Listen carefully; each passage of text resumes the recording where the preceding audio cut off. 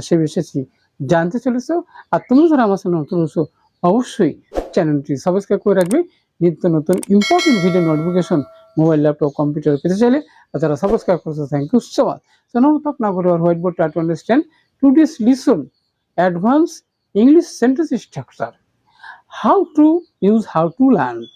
কিভাবে প্র্যাকটিস করলে যে কোনো পরীক্ষায় তুমি ফুল মার্কস 100% কনফার্ম পাওয়া শিওর। So get start.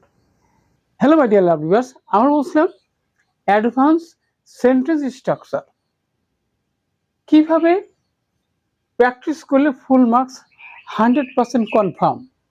তোমরা যারা এসএসসি এবং এইচএসসি 2025 এবং 26 সাল ফাইনাল পরীক্ষা দেবা, অবশ্যই তোমাদেরকে একটি গুরুত্বপূর্ণ রোজ ট্রিক্স তোমাদের ফলো করতে হবে।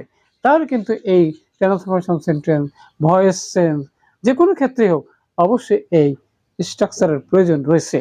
ইংলিশে দক্ষতা অর্জন করতে গেলে দরকার। আমাদের এপিসোড হলো 214তম ভিডিও। আর আজকের এই ভিডিওতে তোমরা যে বিষয়গুলো জানতে চলেছো সেই বিষয়ের মধ্যে বন্ধুরা what will you learn, complex compound কিভাবে গঠন করতে হবে সেটি জানতে পারবে। আরেকটা বিষয় বলতে চাই, রাইট ফর্ম অফ ভার্ব। অর্থাৎ যখন আমরা সেন্টেন্স তৈরি করতে যাই তখন কিন্তু আমাদের একটি ভার্বের প্রয়োজন রয়েছে বা একাধিক ভার্বের প্রয়োজন রয়েছে।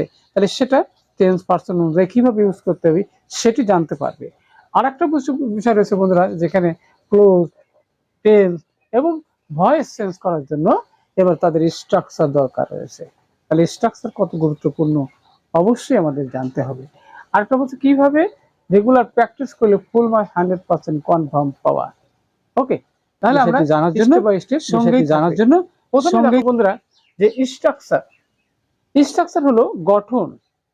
এবার আমাদের কমপ্লেক্স সেন্টেন্স কি সেটি আমাদের জানা